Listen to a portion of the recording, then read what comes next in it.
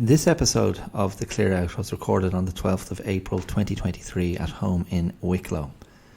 And in it, I talk about who helped me feel good about becoming a father to a daughter. I also talk about how inspiration, even if it's not perfect, can come from anywhere. I talk about being a father and how I try to take a gender-neutral approach to parenting.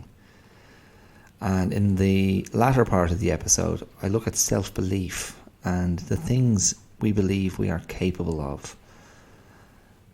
I say that these beliefs can persist alongside other negative beliefs because life is not a zero-sum game.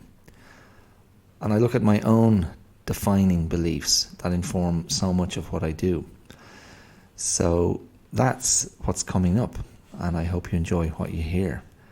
Now, ironically, for an episode that a large part of which is dedicated to the idea of parenting, and I'm having a specific look at my own parenting and how I try to parent my daughter. Ironically, we had a big row before this episode because I was going to get her to record the intro. And we had a big fight about it, which I thought it's kind of hilarious. So originally she was going to be doing this intro, and then she backed out and there was a clash. So I'm just throwing that in there to be transparent. Okay, I'll see you around the corner. Cheers.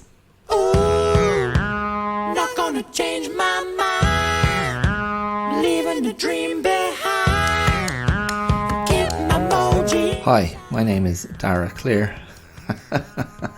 and you're listening to The Clear Out. You're very welcome.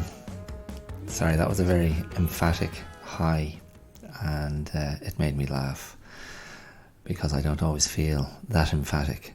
Hi. Anyway, I hope this finds you well. I hope the moment is a good one, and if it's not, I hope this is a pleasant diversion from whatever ails you. The sun is shining, the wind is blowing, there's snow on the mountains, there's a vicious wind out there, and there's rain has been and gone, but there's more to come. It is changeable, to say the least. A cold Easter weekend. The latter part of the weekend was cold. The first part was quite nice and sunny. But if the winter was very dry, the spring has certainly been making up for it with deluges of rainfall. Anyway, here we are again. This is episode 99. I can't quite believe that. The weeks have ticked by. I tend not to think of it that way, but now that I've just mentioned that, I'm like, okay, wow, that's 99 weeks in a row. I've popped this little baby out, the podcast. Which means next week will be episode 100. And I've nothing special planned for that. I was mulling over some notions, maybe a list-based episode, 100 somethings or others, but I'll only do what feels natural.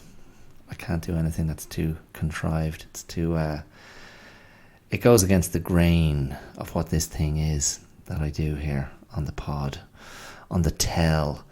So it'll just be a wait and see. It might be a completely anonymous episode with nothing to distinguish it other than it being part of the general effluvium of which I'm capable.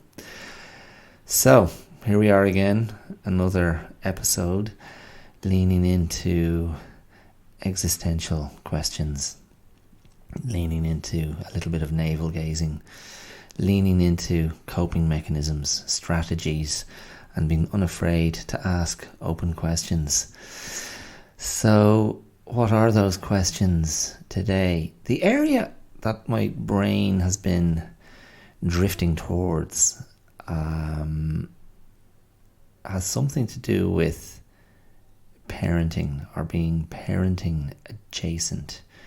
And it also has something to do with belief and inspiration and kind of faith in one's own ability, and faith in what one believes one is capable of, which is, of course, that's a form of self-belief. That is a form of faith, because that is a projection. If we're talking about what is possible, we can only be referring to the future. Although, when we look back, at elusive memories, foggy, muddy, vague memories, I suppose then we can enter into the realm of possibility, which is tethered to unreliable recall and the extraordinarily powerful and persuasive subjectivity of personal recollection, which it's an extraordinary thing if you actually pause for a moment and reflect on that, how events are remembered and internalized by different individuals. And it's almost like it's impossible to have true objectivity in spite of multiple witnesses, because everybody is viewing things from a different perspective. Everybody only has their own eyes through which to view events, their own being with which to participate. And yeah, I mean, and maybe that's a bit disingenuous and a bit semantic, I'm not sure, but I think that's a real thing. But I mean, okay, particularly if we stay in the area of memory and recall, and that's central to the truism or the cliche, if you prefer, about, nobody grows up in the same family. Everyone has their own experience of that journey, those rites of passage, that emergent experience, the nascent consciousness, the maturation journey, and every child in a family will experience that differently, depending on circumstances, depending on personality, depending on where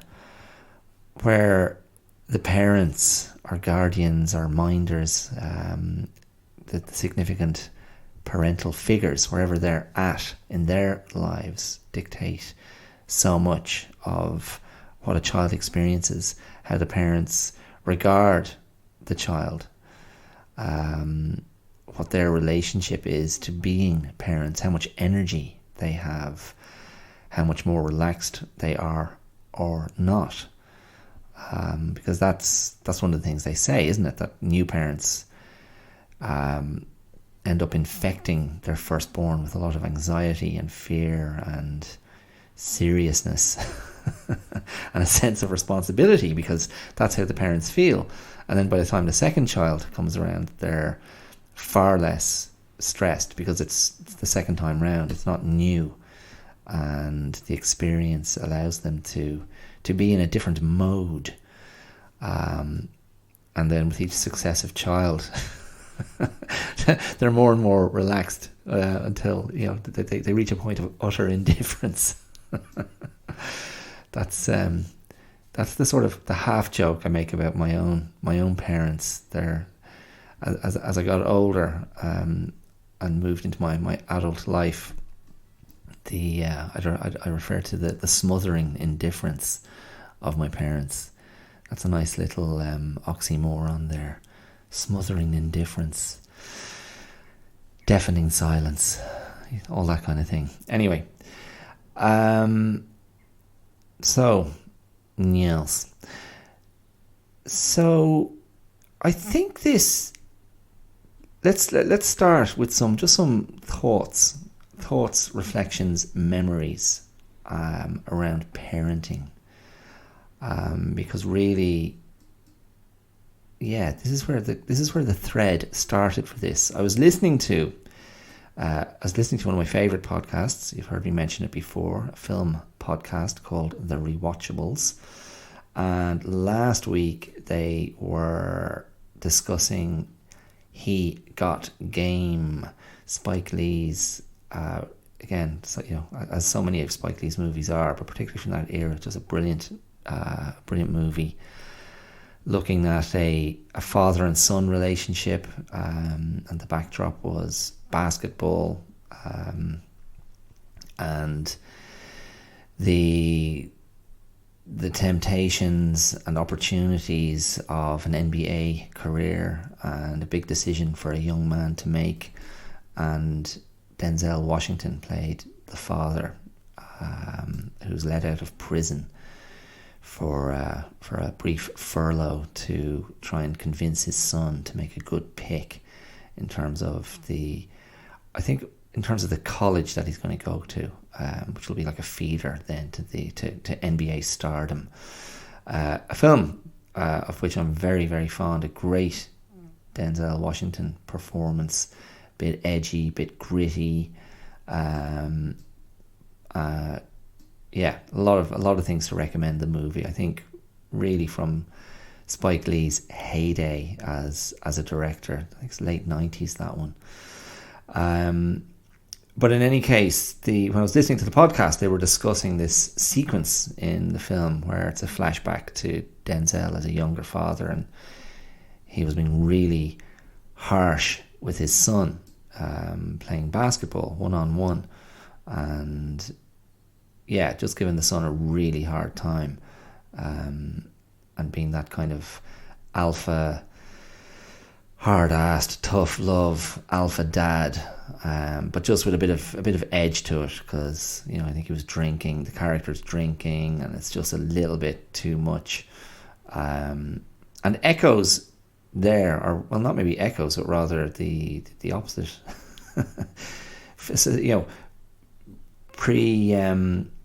what's the word I'm looking for? Not predicting, but anticipating Denzel's role in Fences.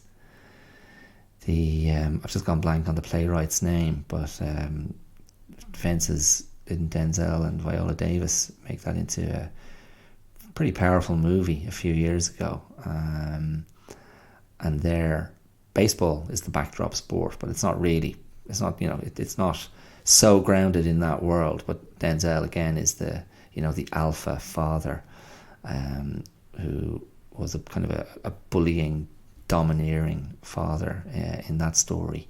So they kind of speak to each other, those two films. Now, Fences, of course, was a big stage success, and I think Denzel and I'm right, isn't it? Viola Davis, they were both in that on stage as well.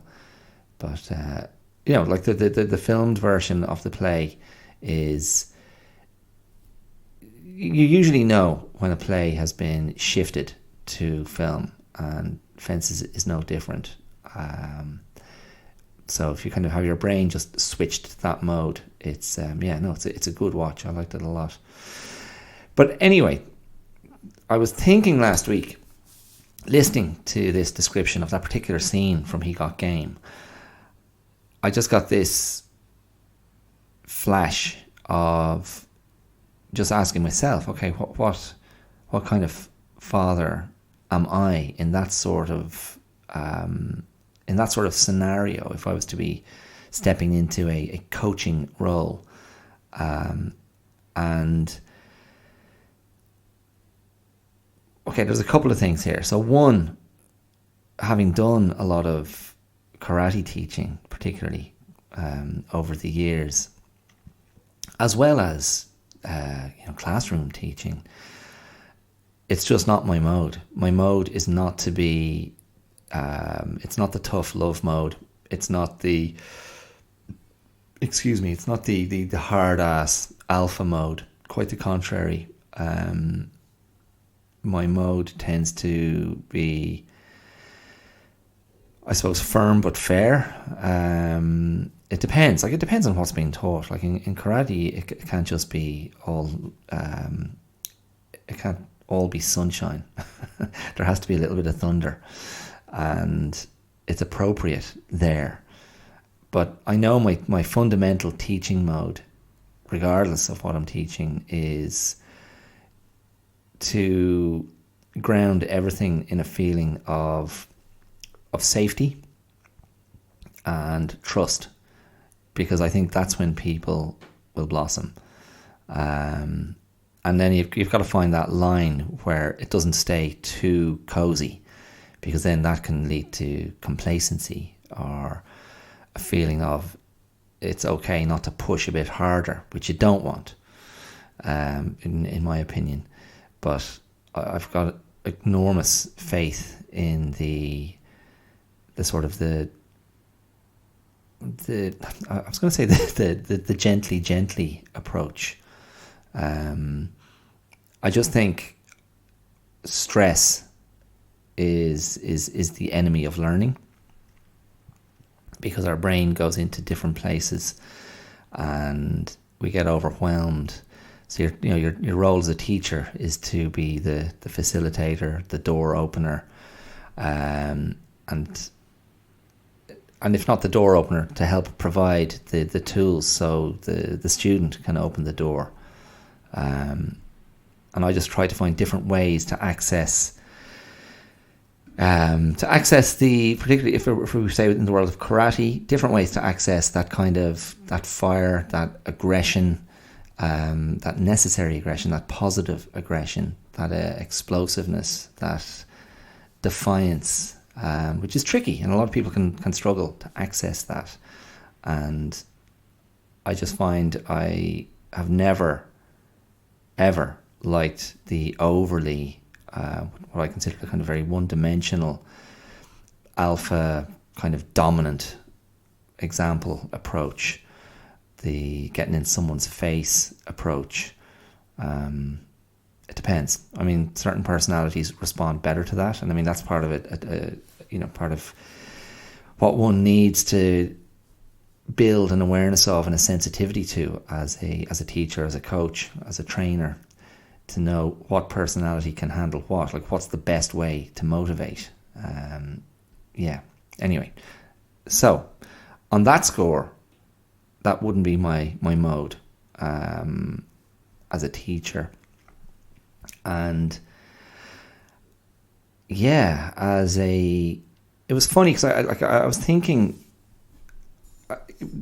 what really came up for me was, okay, would I be different? And this is maybe what I'm more interested in exploring here. Would I interact with my daughter differently if she was my son, if she was a boy?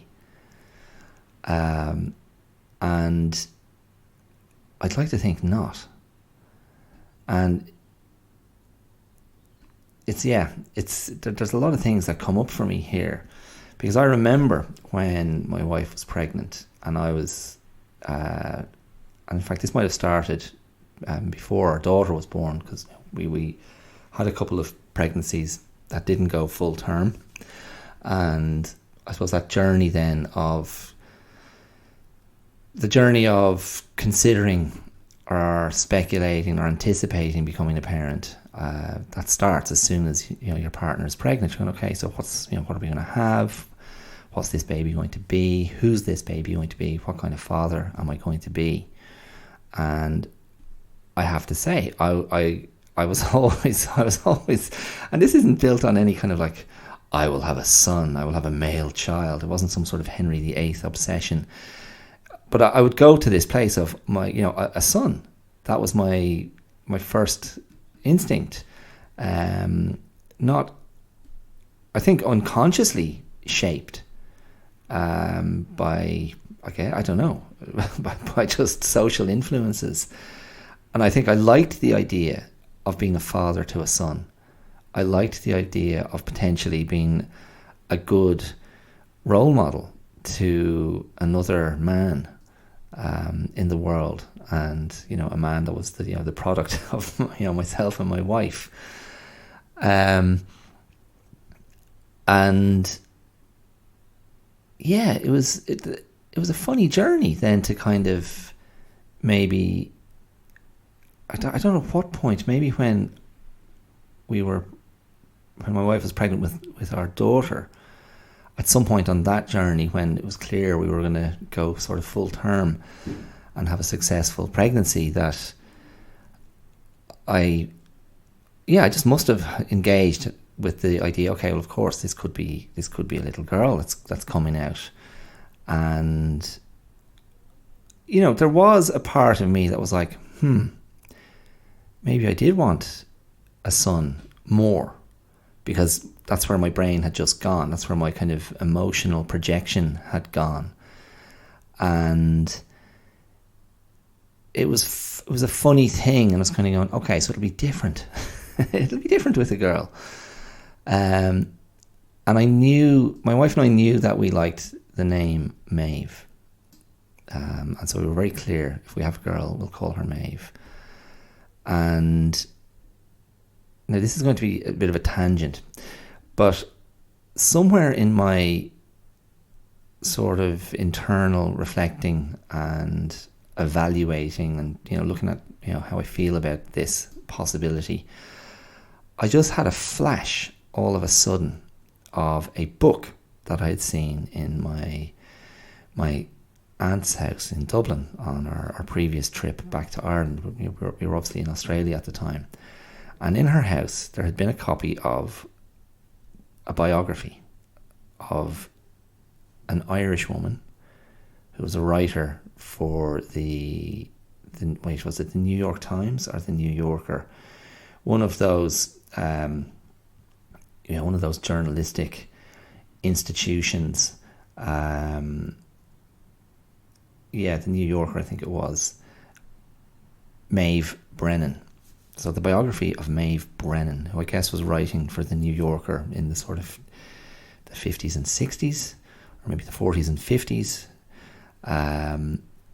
And I just had a flash of this biography and the cover, and Maeve. There's a photograph of Maeve Brennan on the cover. I can't remember if she was at, like, it looks like she was at I don't know. There's three possibilities. One was she was either holding a drink at a cocktail party and looking very elegant and stylish and chic and quite striking, or else she was at her typewriter, or else there was some other setting I can't remember, like by a fireplace or something. But this image of Maeve Brennan came into my mind, and it was like all my kind of prevarications or reservations or little mitigations or offsets about, oh, what if we have a daughter? They just vanished, like instantly. And I thought, cool. My thinking was, there's an independent woman. There is a high-achieving, intelligent, stylish, smart, independent, strong woman. That was my thinking. And I thought, brilliant. I thought, that's cool. So when our Maeve is born, that's the template. That's my blueprint in my mind. And it was instant. It was absolutely instant, and there was no grey area. And it was hilarious in a way, because if you go and look up Maeve Brennan's story, she had a very ignominious end and succumbed to terrible mental illness and alcoholism, and was almost destitute by the end of her life. Now, I knew nothing of that at the time. I was just like, wow, cool. There's a really, distinctive Irish woman achieving at the highest level, and being brilliant. That was my snapshot and a total projection. But there's an interesting, I think there's an interesting point to be made there, because I consider that a moment of inspiration, and I consider it a moment of clarity and being spoken to from outside myself, to help me move on a certain path. In this case, the path was coming to equal peace with the idea of being the father of a daughter as much as of a son. And you know, the funny thing is that the inspiration, though very powerful, was kind of flawed in terms of, you know, once I'd kind of dug deeper and revealed more to myself about Maeve Brennan's ultimate journey. But my conclusion is you can take inspiration from anywhere, and it doesn't matter. You know, there isn't a rightness or a wrongness to what might move you. There isn't a rightness or wrongness to what might be the catalyst to kick you on to a different way of thinking.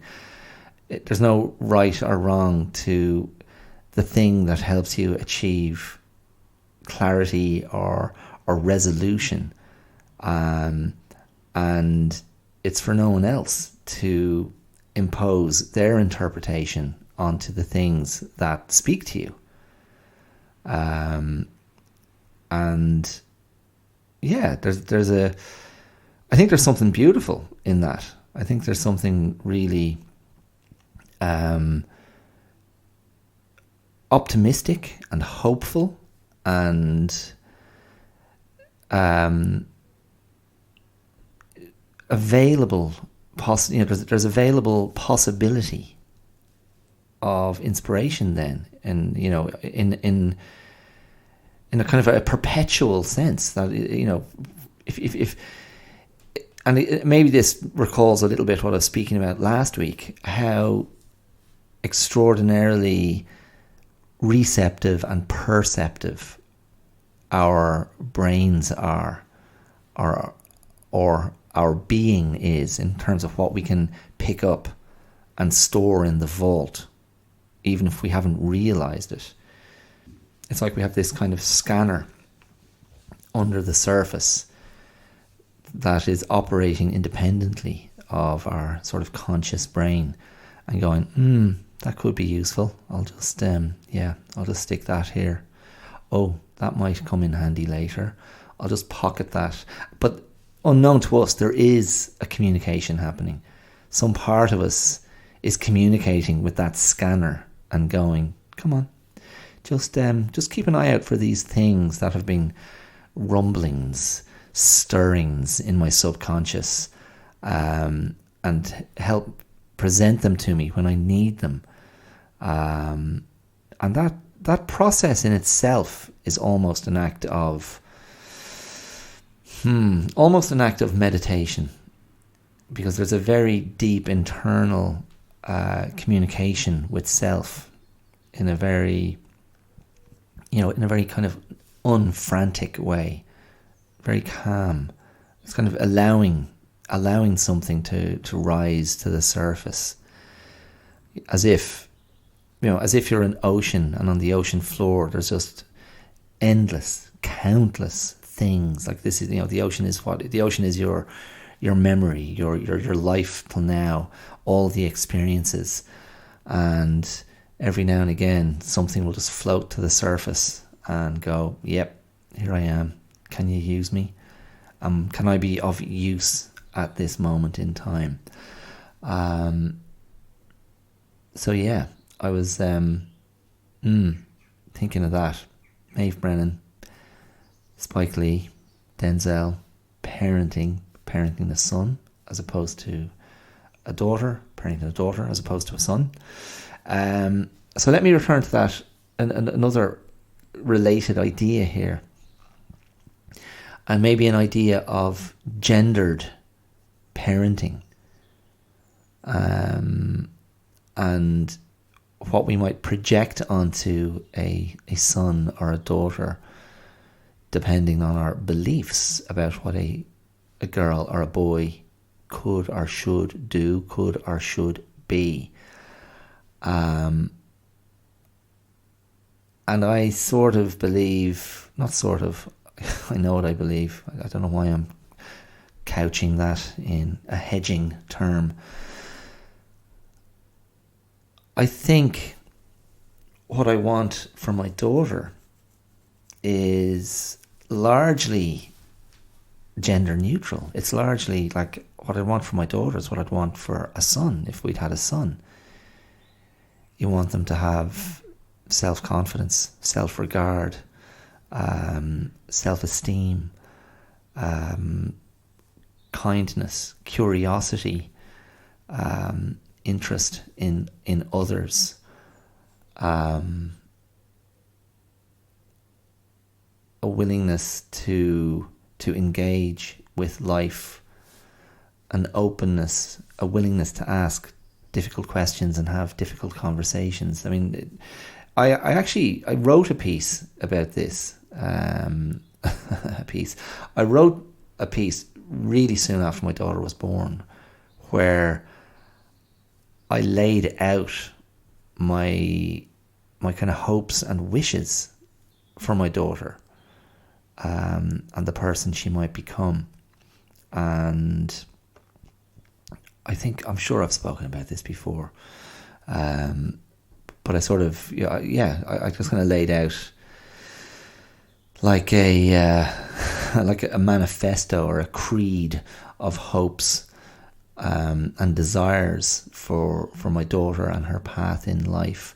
And certainly within that, I allowed for a sort of a countering and a challenging of the sexist challenges that she may have to face as a woman in the world.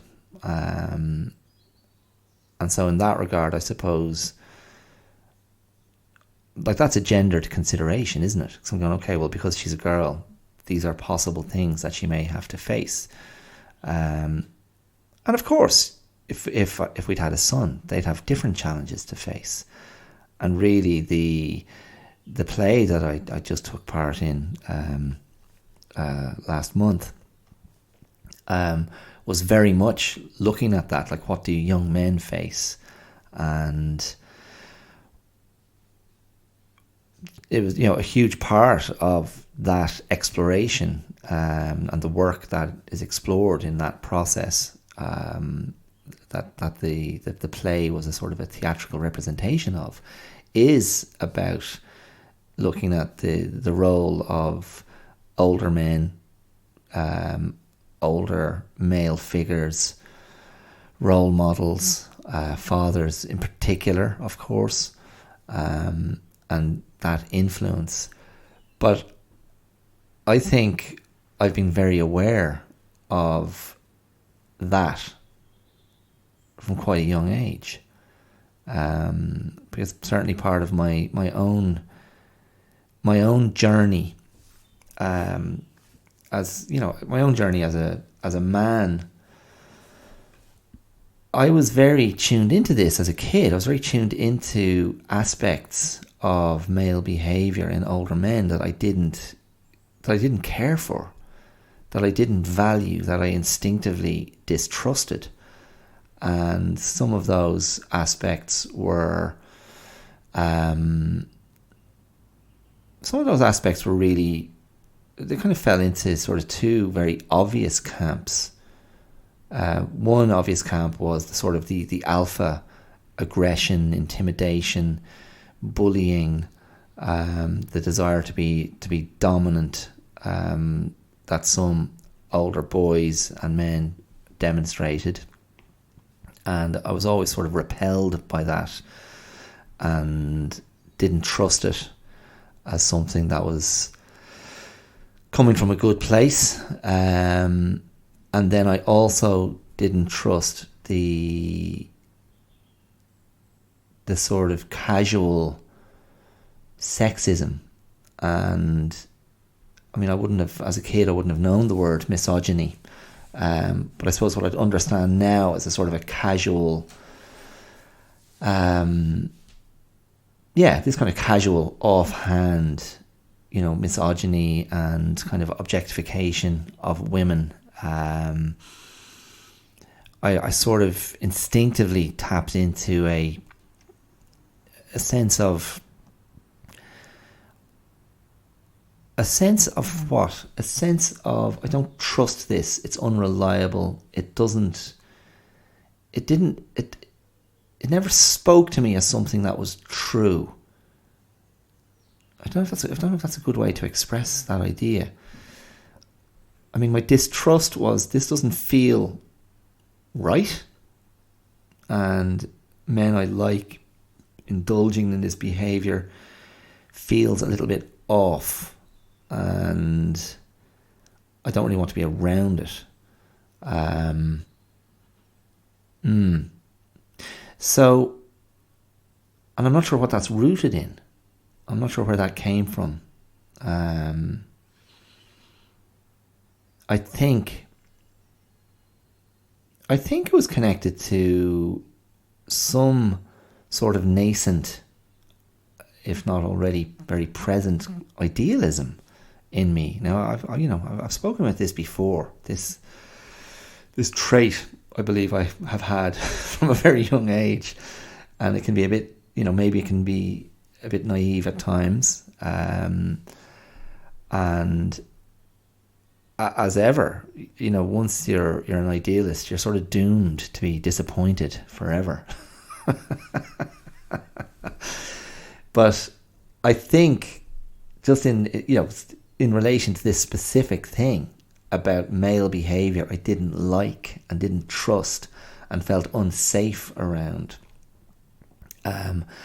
I think in my head I probably had an idealised version of older men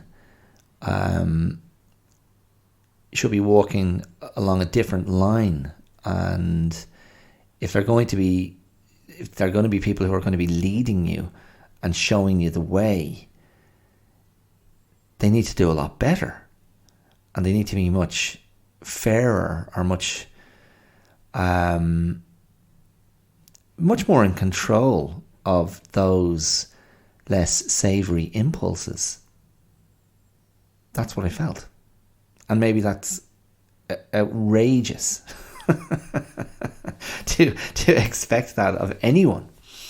But that's kind of what I felt. And maybe though that sense came to me from, I don't know, maybe that came to me from books I read. Maybe that came from the films that I watched, and how I sort of fully embraced the idea of heroic self-sacrifice, or nobility, or decency, or chivalry, where men in movies, heroic figures in movies, stood up and did the right thing and took on bad guys and protected women and children. And that's obviously a very stereotypical path, and I know many women would have an issue with that and go, well, that's very sexist path to lay out, that we need to be saved. We need to be saved, and we need to be protected by men, and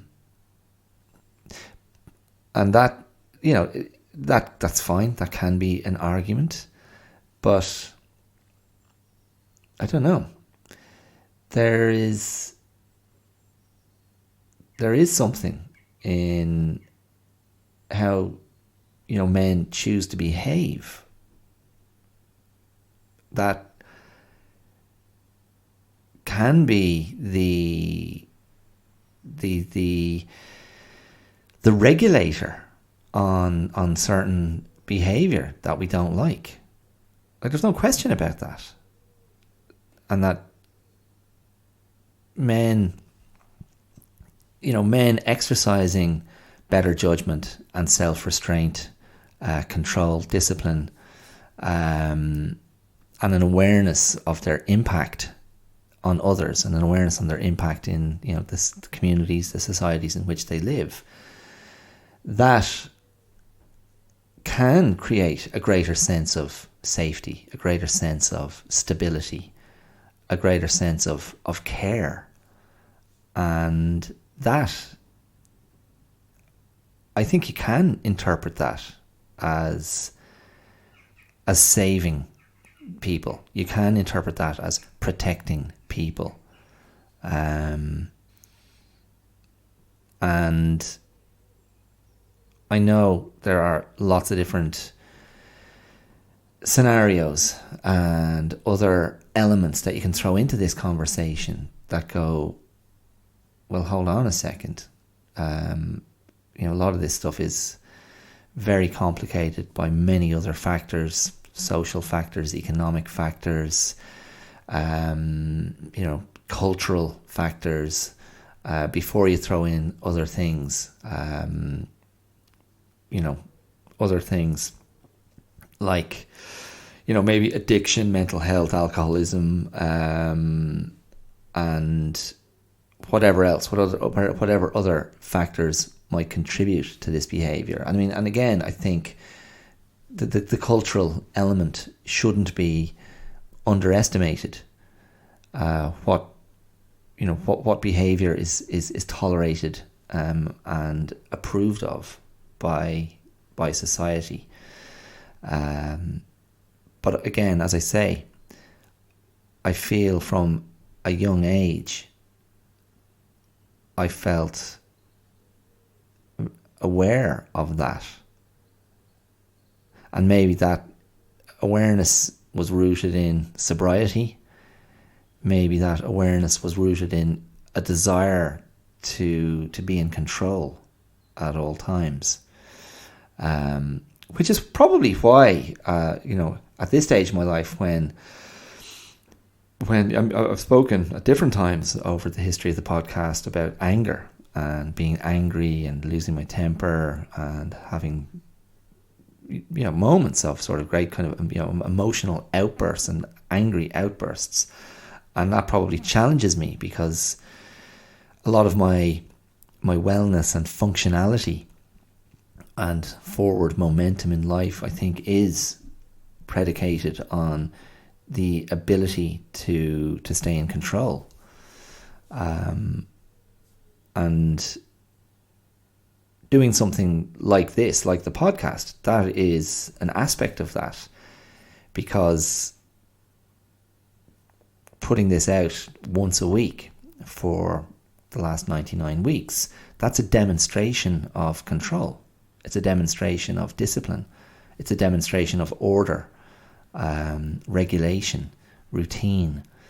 And I probably put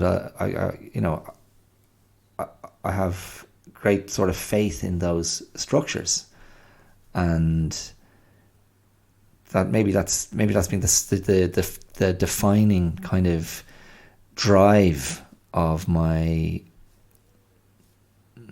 I don't want to say my personality, because I don't think that's quite right. I think my personality is a different thing. Like, this is more my mechanics, my vehicle for how best to accommodate my personality. And that desire for structure, order, to me is like, I want that safety. I want that discipline and that kind of controllability, so I can remain soft and open and loving of life and loving of people, and loving of myself. I think really is the most important part of that, because then if I can achieve that, I can be functional in a way I otherwise am not, and I can be productive in ways that I otherwise am not. And it's an ongoing battle. It's an ongoing struggle. And if I didn't have faith in this kind of system of regularity, I couldn't do something like the podcast. and I couldn't do something like my morning routines. And it's the best way I know to try and keep myself on track and be in the best position to act upon better impulses. Yeah. Okay, so that all might have taken us further away from the fundamental thing of parenting than I intended. But of course, well, yeah, but it doesn't, does it? Because all of that feeds into my parenting style as well. And one of the absolute pillars of my parenting philosophy is, and again, I fail constantly.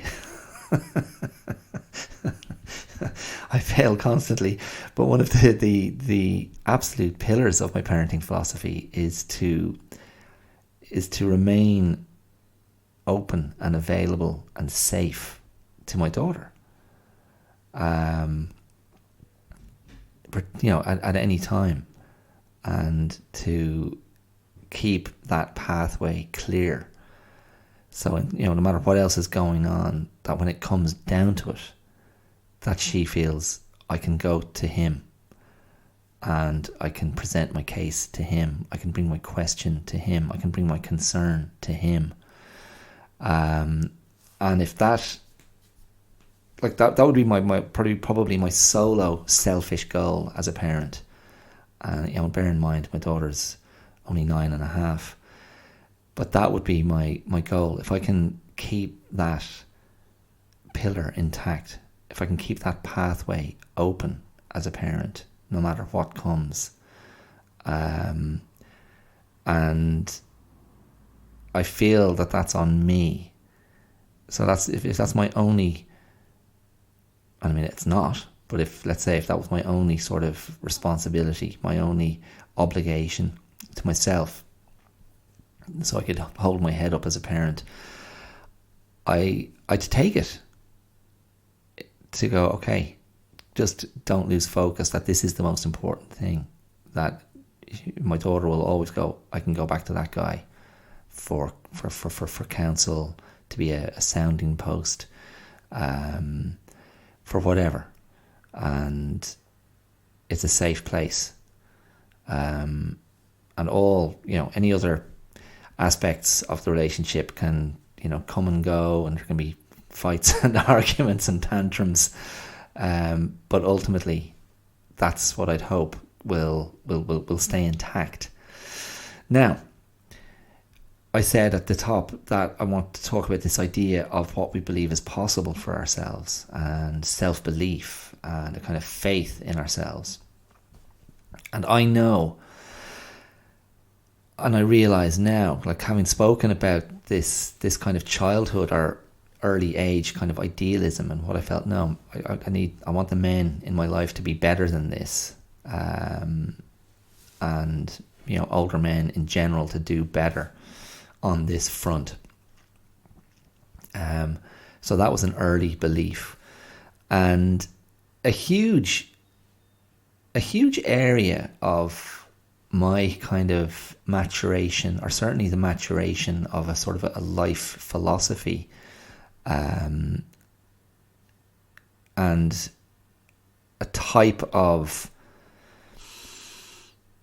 the sort of the cultivation of a type of deep self-belief in a complex internal life that was greatly challenged by sort of childhood trauma.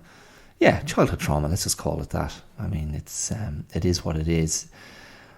I mean, some of you may feel that trauma is an overused word. Maybe childhood damage, but certainly I would have a strong sense of myself, and a strong understanding of damage that was done growing up, and how shaping that was.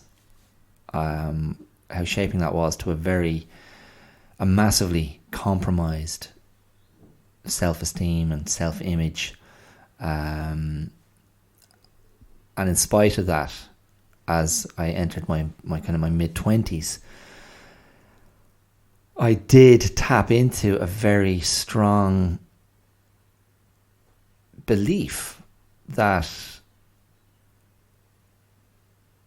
well, simply put, that I was capable of love. And I think that's really big. And when I say when I say I came to this belief that I was capable of love, I am talking about in a a romantic sense, in a monogamous relationship sense. I'd been through a few relationships. I'd had a big breakup with a woman with whom I went out for a couple of years, and I was the jilted the jilted party, the spurned party, and I took it very badly. I was mid-20s and I was kind of devastated. And I mean, I'm laughing at myself because there's a real kind of melodramatic aspect to the whole thing. But I did come out of that relationship and come out of the sort of the heartbreak of, breaking up, and, looking at my bruised, scarred heart. And I realised, and it was, I mean, maybe it wasn't really an epiphany, not one of these kind of striking moments of, it was a real slow burn of, okay, that ember isn't going to be put out, and somewhere along the line in the future I will love someone fully, wholeheartedly, with absolute confidence that I have good things to offer. And that's a big deal. And it's a form of faith. And it wasn't shrill or frantic or desperate. It was very deep and calm and quiet and rooted. And that, I don't know. I mean, I'm sort of going, right, that's kind of nearly 25 years ago I came to that kind of understanding. And it was a good feeling. But of course it could only be a form of faith because it was a projection into a future life that hadn't happened yet. It was a projection into a future relationship that hadn't happened yet. But ultimately, that's what I would have brought into the relationship that I've now been in for the last 22 years with my wife. And I brought lots of other things, lots of other far less resolute things, other messier things, other damaged things, that all had to be worked on and probably continue to need to be worked on. But I suppose where I'm kind of going with this is, there are areas, I think, I hope, if you're listening, I hope, we all have areas where we go, do you know what? I know that to be true about myself. Or, I've deep, unshakable conviction that is a true thing about myself. And that can coexist with areas of profound self-doubt. That can coexist with areas of profound self-negation. That can coexist with awareness of trauma, of damage, of brokenness. And that, because that's my own experience. And I believe I've recognized that in other people as well. I mean, I just believe that to be true. And, we get into an area then of definition, like what we allow to define us. And I suppose for a while, when I referred to that breakup earlier, I probably had a moment of intense wallowing in misery and self-pity and going, this is what defines me. I'm the guy that got dumped. But that gets really boring really quickly. People are just like, oh, for feck's sake. So then I suppose I kind of, my kind of organic journey was away from that narrative to go, oh, I'm the guy who learned that he was capable of love. And that was far more empowering. And it had the potential for far more growth. It was much richer soil in which to plant a seed. To plant a seed of one part of my self-esteem, or my sense of self. And it's funny, these are three big things. These are three big things in my life. So I believed I could love. I had already established this idea of there's a type of man I don't want to be. So there were two things. And the third thing was, from a young age, I had a strong sense of if I ever end up being in a classroom, if I ever end up being a teacher, I had a very strong sense of the type of teacher I would be. And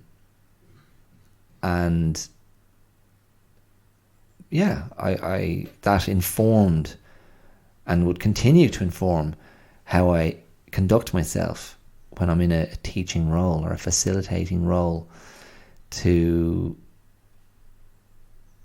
step into that space and go, I'm here to get this person to a better place in this period of time that I've been allocated, whether it's 40 minutes or an hour or 2 hours or whatever.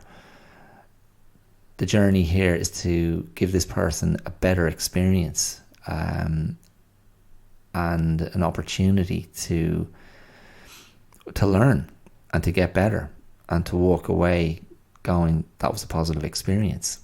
I mean, that's the goal. And the goal is not the goal is not sort of to self-aggrandize or to go, look at me and how great I am. The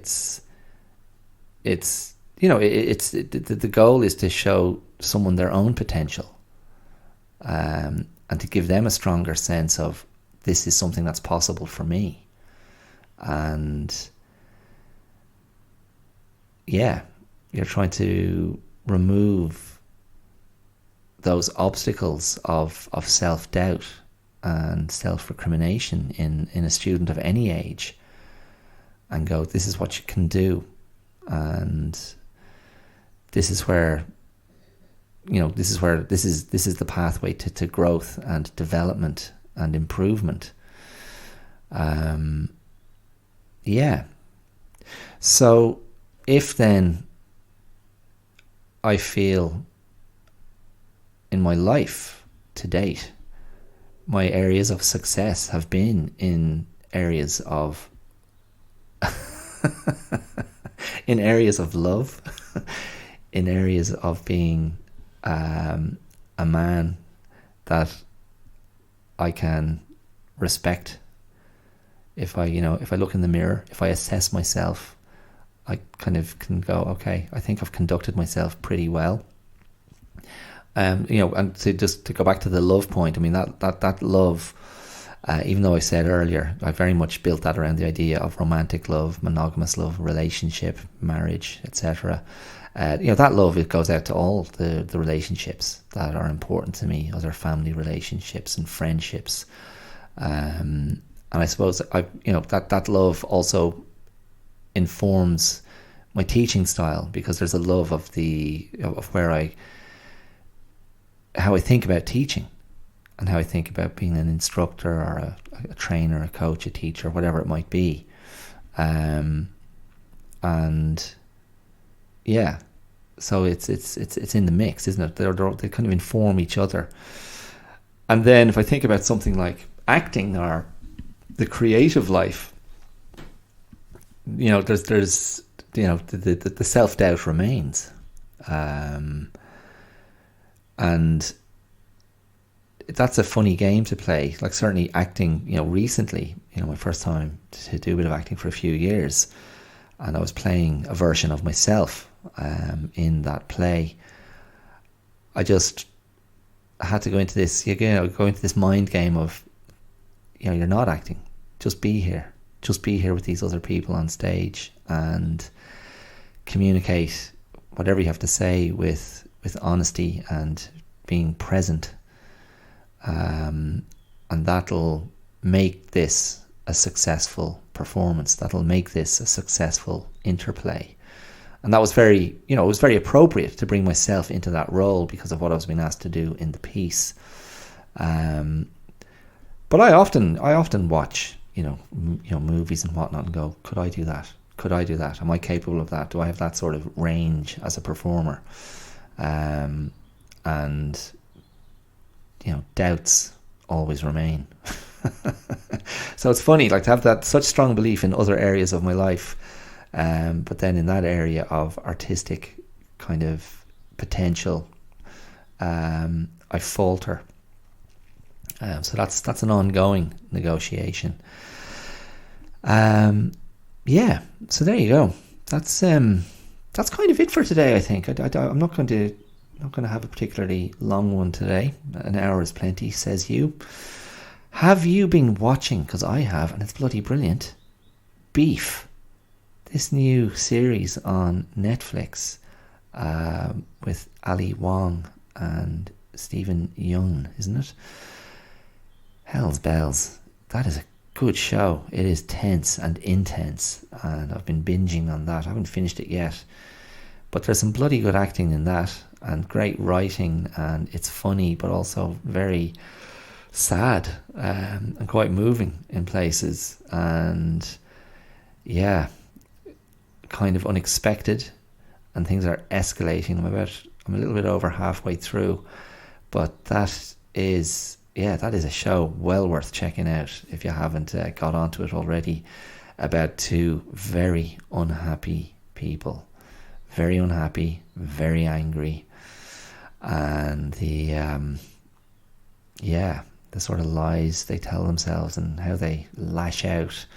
And it's just a brilliant premise about these two people coming into contact with each other, and how things escalate, and just brilliantly executed. The whole style of the piece, the tone. It hasn't, in my opinion, it hasn't got a note wrong yet. So I'm looking forward to watching the rest of that over the next week.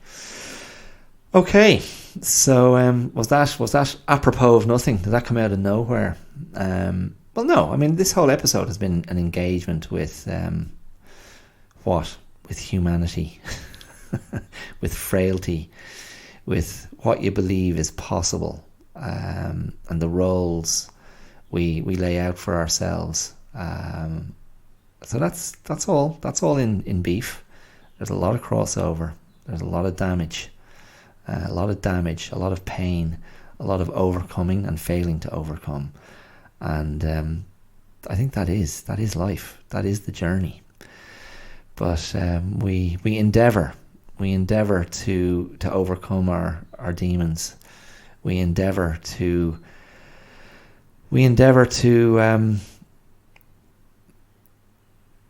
allow our better angels to hold sway. I think that's how I think about it a lot of the time. So yeah, I'll see. I'll let you know. I'll let you know how I get on between this week and next. If there's which shoulder I'm turning to. Okay, so that's it. As always, you can reach out to me across social media and send the podcast some love. Send the tell some love. Comment, rate, share, push back. You go, what are you talking about? I disagree completely. Or have you thought about this? I don't mind, whatever. Have a conversation.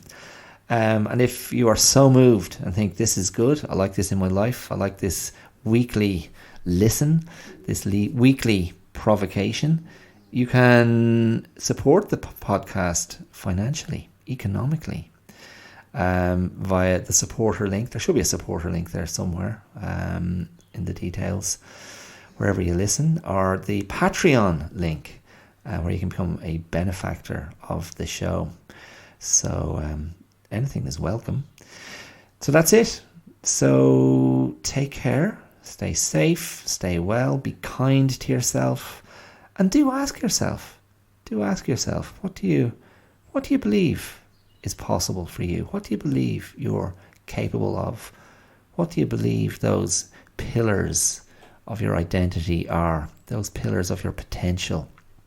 Because as I say, they can coexist with all that crap stuff.